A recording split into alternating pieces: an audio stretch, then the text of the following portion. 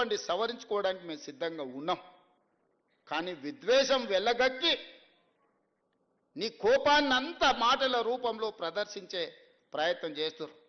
ఆయన కళ్ళకు ఆయన చూపుకు ఒకవేళ బలమే ఉంటే ఆయన కడుపులో ఉన్న విషంతోనే ఒకవేళ ఎదురుగున్న వాళ్ళని మాయం చేసేది ఉంటే ఈ పాటికి వేదిక మీద ఉన్న మేము ఎవ్వరం లేకుండా పోయేటోళ్ళం. అంత విషం ఆయన మాటల్లో కళ్ళల్లో కనిపిస్తుంది. ఎందుకే 40 ఏళ్ళు తెలంగాణ ప్రజలు నేను గుండెల్లో పెట్టి చూసుకున్నందుక కాంగ్రెస్ విలన్ అంటాడు. నాకు నిజంగా ఆశ్చర్యం కలిగింది. కనీసము మాట్లాడే ముందు మనం ఏం మాట్లాడుతున్నాం, మనం మాట్లాడిన తర్వాత ప్రజలు ఏ విధంగా తీసుకుంటారని ఆలోచన చేయాలి కదా. మనకు విచక్షణ ఉంది కదా, ఆలోచన ఉంది కదా. మాట్లాడకంటే ముందు ఏం మాట్లాడాలనో ఆలోచన చేయాలి, మాట్లాడిన తర్వాత ప్రజలేం ఏ విధంగా తీసుకుంటారో కూడా ఆలోచన చేయాలి. మొట్టమొదటి విలన్ తెలంగాణకు విలన్ కాంగ్రెస్ పార్టీ అని ఎంత పెద్ద మాట అది. తెలంగాణ ఇచ్చినందుకు విలన్ అయిందా? మేము తెలంగాణ ఇస్తే 10 ఏళ్ళు నువ్వు తెలంగాణ ముఖ్యమంత్రి అయి దోసుకొని టీవీలు పెట్టుకొని పేపర్లు పెట్టుకొని ఫామ్ హౌజులు కట్టుకొని ఇంటిల్లి పాది పదవులు అనుభవించి కాంగ్రెస్ ఇచ్చిన తెలంగాణలో నువ్వు లబ్ధి పొందినందుకు కాంగ్రెస్ విలన్ అయిందా? అంటే గింటే ప్రజలనాలే కాంగ్రెస్ ఏమన్నా అయ్యా మీరు తెలంగాణ ఇస్తే ఇగో ఆయన గట్ట తయారయ్యిండు గిట్లా అచ్చోసిన ఆంబోతులు మా మీద ఎందుకు వదిలిన అని ప్రజలేమన్నా ఆవేదన వెలుపుచ్చారంటే అర్థం ఉంది. కానీ నీకెక్కడిది అర్హత మాట్లాడడానికి? అంటే ఆయన ఆలోచన ఎట్లుందో ఒక్కసారి ఆలోచన చేయండి. ఆగమైందంటుండు. ఏం ఆగమైంది? నీ కుటుంబం ఆగమైందేమో. ఇంకో 10 ఏళ్ళు దోసుకుందాం అన్నది మా అర్థాంతరంగా ఆగిపోతే ఆగమైతుంది ఖచ్చితంగా. ప్రణాళికలు వేసుకొని ఉండొచ్చు కదా.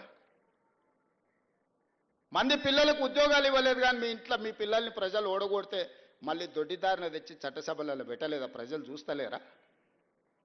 అందుకే కదా మీ ఉద్యోగాల నుంచి తొలగించింది ప్రజలు మిమ్మల్ని.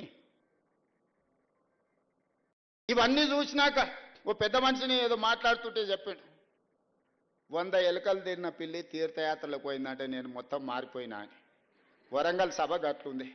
చేసిన పాపాలన్నీ చేసి వరంగల్ పోయి నేను కడిగేసుకున్నా అని ఆయన అనుకుంటుండు. కడగలేదు, 101వ పాపం కూడా అక్కడ చేసి వచ్చిన స్వామి నువ్వు.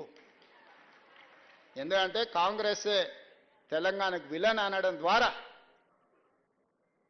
కానీ ఒక్కటి మాత్రం నాకు అర్థమైంది, నా పేరు తీసుకొని కూడా ధైర్యం రాలే. మొత్తం ప్రసంగం మీరు గమనించండి, ఎక్కడైనా పేరన్నా తీసుకున్నాడా? మా కాంగ్రెస్ పార్టీ కార్యకర్తల బలం ఏందో దాన్ని బట్టి అర్థమైంది కదా.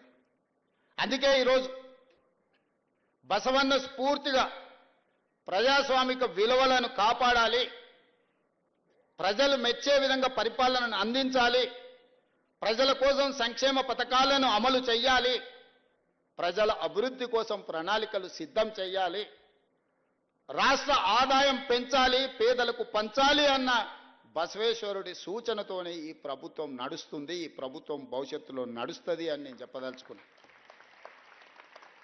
నేను కాదు, మా నాయకుడు రాహుల్ గాంధీ గారి స్పష్టంగా బసవేశ్వరుడి వచనాలతోని ప్రతి ప్రసంగంలో వారు ప్రస్తావిస్తూనే ఉంటారు. అహ్మదాబాద్లో వారి ప్రసంగం, సిడబ్ల్యూసి ప్రసంగం తీసుకోండి, పార్లమెంట్ ప్రసంగం తీసుకోండి, పాదయాత్ర ప్రసంగాలు తీసుకోండి.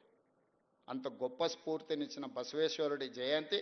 అదేవిధంగా వీరశైవ లింగాయత్ సోదరులు, నేను ఎమ్మెల్యేగా ఇన్నిసార్లు కొడంగల్లో గెలిచినా అంటే వాళ్ళు సంపూర్ణమైన మద్దతు ఇచ్చినందుకే నేను కొడంగల్ ఎమ్మెల్యేగా ఉన్నా. నా నియోజకవర్గంలో అత్యంత ప్రభావితమైన సమాజం వీరశైవ లింగాయత్ సమాజం. ఈరోజు నేను ఎమ్మెల్యేగా ఉన్నా అంటే పెద్దలు గురునాథ్ రెడ్డి గారు రాలేదు, వారు నాకు సంపూర్ణమైన మద్దతు ఇచ్చినందుకు వారి అనుభవాన్ని దృష్టిలో పెట్టుకొని వారిని పోలీస్ హౌసింగ్ కార్పొరేషన్ చైర్మన్గా ఈరోజు మన ప్రభుత్వం గౌరవించింది. 5 సార్లు ఎమ్మెల్యేగా వారు సేవలు అందించారు. ఎక్కడ కూడా చెడ్డ పేరు లేని ఒక పరిపాలన వారు అందించారు. సురేష్ శెట్కర్ గారికి